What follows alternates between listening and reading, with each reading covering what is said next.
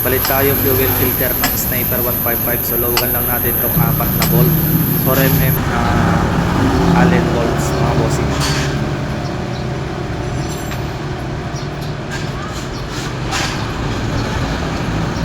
Kapag natanggal natin itong bolt, pwede natin tanggalin yung takip ng fuel pump.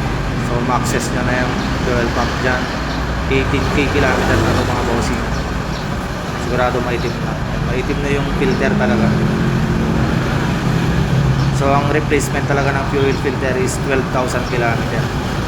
So para matanggal natin yung fuel filter na ito mga bossing, linisan muna natin syempre.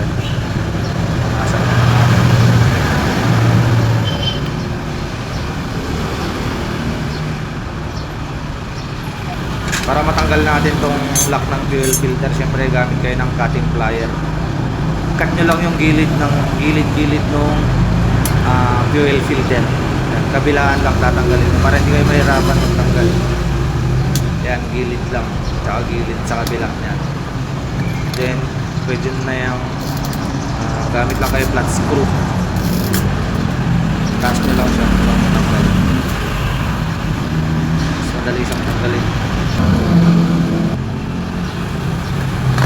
Siyempre original na fuel filter 54P. Gandang part lang po.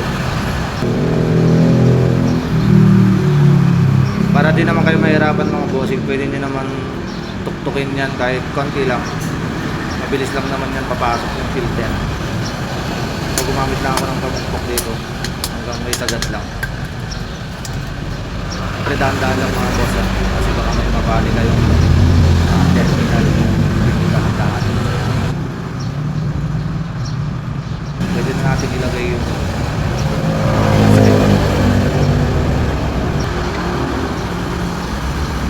siyempre yung takip. Then pwede na natin itong higpitan. Pwede lang natin itong 4 na bolts.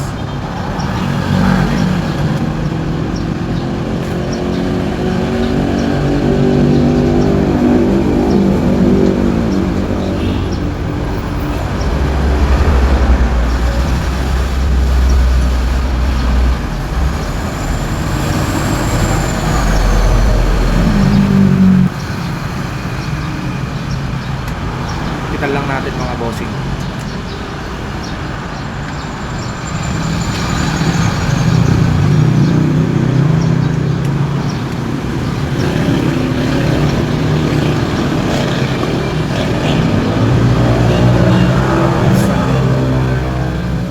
So ang replacement ng fuel filter talaga mga boss ay 12,000 kilometer. Tandaan nyo yun mga boss. Huwag na natin antayin na hahagok-hagok yung motor natin. Pa-maintenance nyo na.